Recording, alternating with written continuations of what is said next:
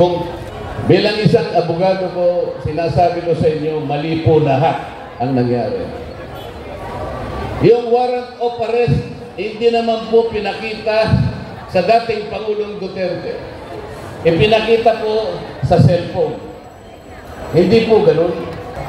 Parang ininsulto nila ang kabuuan ng judicial system sa dito. Ang kasalanan lang naman ni President Duterte, pwede nating tawaging kasalanan, ay yung minahal niya ang kanyang mamamayan. Siyempre, Presidente siya. Higit sa lahat, siya ang nakakaalam kung ano ang mabuti sa kanyang bansa at sa kanyang mamamayan. Matapang si Pierre Agdi. Hanggang ngayon, alam niya, kailangan siyang magsakripisyo. Kahit na mahirap, hanggang ngayon, pinakikita pa rin niya kung gaano ang pagmamahal niya sa mamamayang Pilipino. PDP! PDP! PDP! PDP! Number 10, Jimmy Bundo. Number 22, Pato de la Rosa. Number 28, Bongo. Number 30, J.B. Hilo. Number 34, Raul Lambino. Number 38, Marcoleta! nakalimutan ko. Ako yun. Number 53, Apollo Quezon. Number 56, Pico Rodriguez. Number 58, Philip Salvador. Sila po ang team.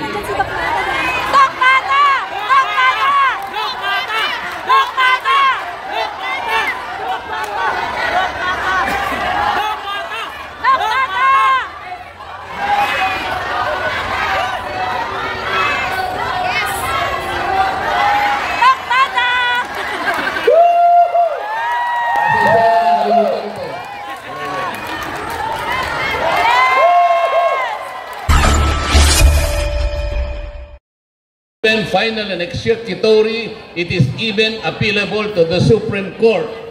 Bakit yung audit na ginawa ng House of Representatives became final and it was utilized as the means to impeach the Vice President? Wala na po sa hulog. Wala na pong rule of law. So sa galit po nila sa akin, tinanggal lahat ako sa aking mga committees. Inubaran ako. Wala na akong committees ngayon. Akala nila, matatakot nila ako. Akala nila, hindi na ako magsasalita. Pati po yung position ko sa Commission on Appointments, tinanggal din sa akin. Pati po yung mga binibigay nila ng mga ayuda na pinamimigay ko rin sa ating constituents, tinanggal din nila. Pati po yung inisyo kong mga guarantee letters para pampagamot sa mga kababayan nating mahirap, tinanggal din nila. Sabi ko,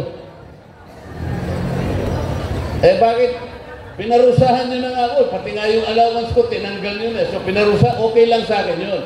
Pero sana, huwag na ninyong kunin itong guarantee letters kasi para sa mga taong mahihirap ito. Pampagamot nila ito, pambili nila ng gamot, pang-ospital, kinuha pa ninyo. Ganyan na po ang nangyayari. So I questioned also the manner under which the former president was arrested, detained, and then eventually flown back to the Netherlands. Bilang isang abogado ko, sinasabi ko sa inyo, mali po lahat ang nangyari. Yung warrant of arrest, hindi naman po pinakita sa dating Pangulong Duterte. Ipinakita po sa cellphone. Hindi po ganun. Ang sabi po nila, nakipag-coordinate daw ang Interpol. But I did not see any representative of the Interpol. I was expecting that the representative of the Interpol should have surfaced at siguro inabot niya yung warrant of arrest tong kay General Torre. Wala. Wala. The representative, the local counterpart of the Interpol in this country is the Philippine Center on Transnational Crime. It is headed by a former general. Dapat yun po ang nagpakita, dala-dala sana yung warrant of arrest. There was none. And then, base na rin po dun sa provision ng ICC. Kahit na po na-aresto na, palagay mo, inaresto na ang Pangulong Duterte. Under Article 59 of the Rome Statute, sinasabi po doon, the arrested person must be delivered promptly to the competent judicial authority. Nang ibig sabihin po, dadalhin sana sa korte kung sino man ang naaresto. And in this case, the former president was arrested. But he was not delivered to any judicial authority. He was delivered doon sa military base, the Villamor Air Base. Why is it necessary that he should have been promptly delivered to the court? Because only the court can determine the three things required under the article of the Rome Statute. Number one, the court should determine whether or not the warrant of arrest applies to the arrested person. Number two, whether the processes were observed in serving the warrant of arrest.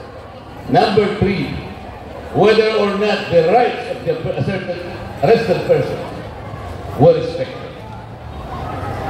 There was no determination because he was simply whisked to a Villamor Air Base. That is not a court. Maling-mali po lang. Arbitrarily arrested, arbitrarily detained, arbitrarily flown to the Netherlands.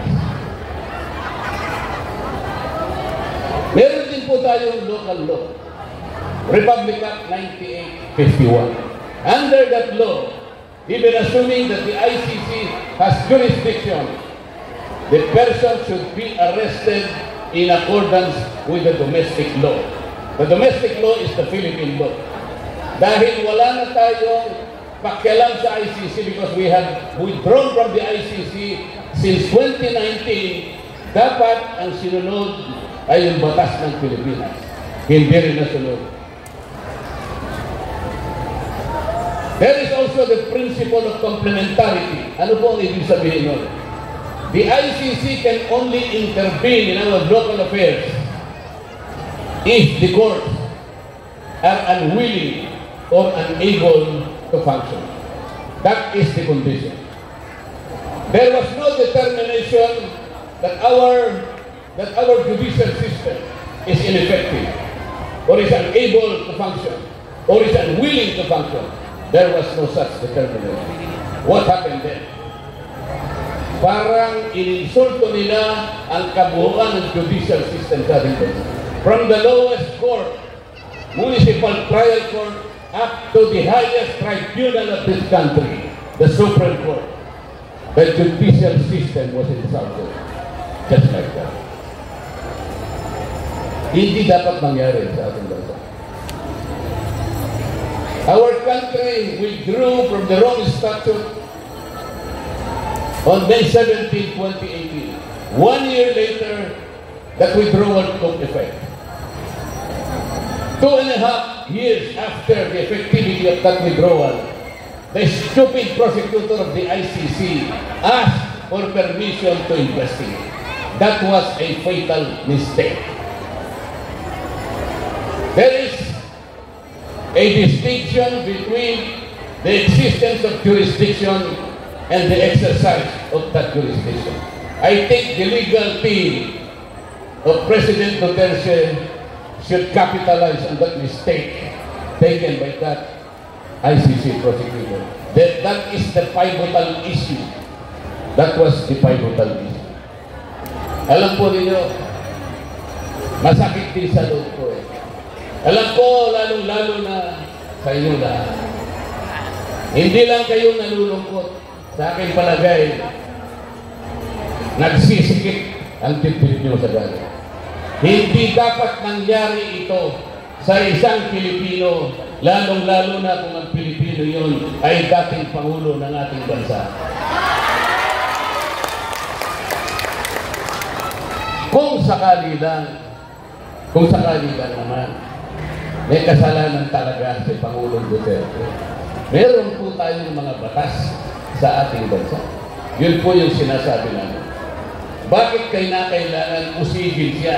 Bakit kailangan litisin siya? At hakulan pa sa ibang bansa ng isang hukuman na hindi na natin kinikilala sa ngayon. Ito po ang problema. Wala na pong jurisdiction. Meron naman pong nagyayabang na mga abogado ay hindi nyo magagamit yung Section 59 kasi nag-withdraw na tayo hindi na tayo member kung hindi ba naman gago yung abogado na yun, wala na pala tayong, hindi na pala tayo member. Oy, bakit na pa hinuli si President Duterte? Napakasimple naman na sagot ko. Bakit mo pa hinuli?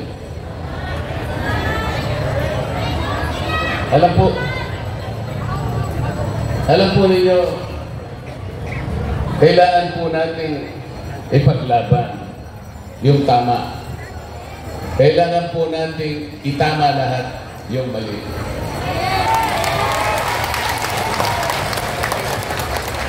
Ang kasalanan lang naman ni President Duterte, kung pwede nating tawagin kasalanan, ay yung minahal niya ang kanyang mamamayan.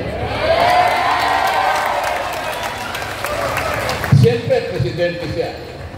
Higit sa lahat, siya ang nakakaalam kung ano ang mabuti sa kanyang bansa at sa kanyang mamamayan. Nakita niya yung panganib ng droga. Alam niya ang epekto na gagawin ng droga. Hindi lamang sa isang tao, kundi sa kanyang pamilya at sa kanyang lipunan, sa kanyang kabuuan. Mawawasak ang lipunan. Masisira ang lipunan. Iyon ang nakita ni Pangulong Duterte. Siya ang Pangulo ng Pilipinas. Siya ang merong responsibilidad doon. Sapagkat sa ating saligang batas, ang Estado ay nananagot na proteksyonan ang kapakanan ng kanyang mamamayan. Bilang isang mabuting presidente, ginawa lamang niya ang dapat na gawin under these circumstances. Ang totoo, wala namang nagreklamo. Wala nang nagdemanda sa kanya kahit isa. Walang ahensya ng gobyerno na nag-complain. Binadgetan pa ito lahat eh. Bakit naman may mga ilang tao na kalaban niya, mga dating senador, dalawa yata yun. Isang senador na lalaki na nakulong, isang senador ang babae na nakulong din. Kalaban ni Pangulong Duterte. Bakit? Sila bang nakakaalam kung anong mabuti sa ating bansa? Mas marunong pa ba sila sa presidente ng Pilipinas? Bakit hahatulan mo ang programa ng isang naging Pangulo base sa dami ng namatay na tao? Bakit hindi mo ibase yung programa kung ilang tao ang na-benefit? Ilang milyong tao ang nasave ni Pangulong Duterte laban sa droga? Ilang pamilya ang iniligtas ni Pangulong Duterte laban sa droga? Ilang magulang ang nagkaroon ng kumpiyansa at nawalan ng takot dahil ang mga anak nila ay nalagay sa mabuting kalagayan? Bakit hindi mo doon hatulan ang programa ng war on drugs? Bakit sila magkukonclude? Sino ba sila? Mga kababayan, taga Davao, alam ko po ang sakripisyo ni PRRD. Ayun, nandun siya sa malayong bansa ngayon. Nag-iisa. Pero alam ko, matapang si PRRD. Hanggang ngayon, alam niya, kailangan siyang magsakripisyo. Kahit na mahirap, hanggang ngayon, pinakikita pa rin niya kung gaano ang pagmamahal niya sa mamamayang Pilipino. PRRD is the image of courage and sacrifice. PRRD is the embodiment of a leader who gave his all to his fellow Filipinos, but he asked for nothing. PRRD is the embodiment of a brave, strong, and enduring leader who can give his life to his people. Let us not forsake him. Let us defend him. Let us bring him back to this country as soon as possible.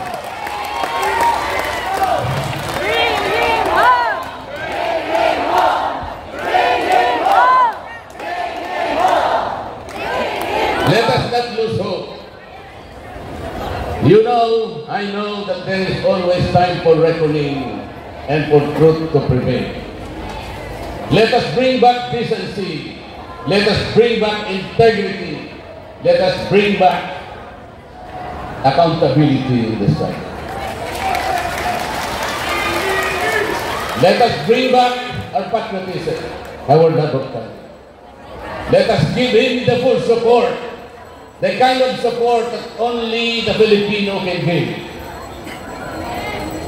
And you can approximate that kind and extent of support depending on how much you love your country. Let us bring back the core values of the Filipino that define us. Those core values that describe as to who we are. Let us bring back PRRD home. Mga kababayan, magagawa po natin ito. Together we can do this. But you will have to help us also. The turning point is May 12, the elections. Alam na po ninyo kung anong gagawin ninyo. Merong isang team dyan. Hindi ko alam ang pangalan ng team. Hindi sila kumikibo. Wala silang sinasabi. Hindi ko alam kung alam nila na dinukot si Pangulong Duterte. Hindi ko alam kung alam nila nandun na sa Netherlands. Basta wala silang kibo. Parang walang nangyari sa bansang ito. Yun ang team. Hindi ko alam. Ano ang pangalan ng team? Sinusuka! Sinusuka! Sinusuka! Sinusuka! Nagsisimula daw sa A. Sinusuka! Ano yung team na yun? A. Sinusuka! Bahala na kayo. Anong team yun? Sinusuka! Basta ang pakiusap ko po sana sa inyo, ang tulungan nyo ay yung team. Yung team na pipigil sa pagtanggal sa Vice President. Yung team na makikipaglaban para sa legal defense ni Pangulong Duterte.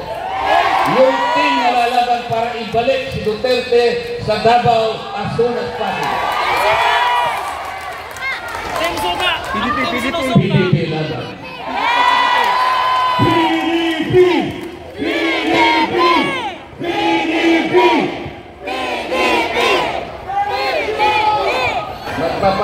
I have to bid goodbye to you. Kasi po, meron pa po akong meeting sa Maynila. Pero, I think we will see each other again. Babalik po. Para po sa ganun, ay maganda ang pagkikita natin sa aming muling pagbabalik. Kasi po kami ay senador na ng ating bansa. At para naman hindi nyo ko ganap na makalimutan habang hindi pa kami nakakabalik dahil matagal-tagal pa naman, ay meron akong iiwanan sa inyo. Gikan sa akong kasing-kasing.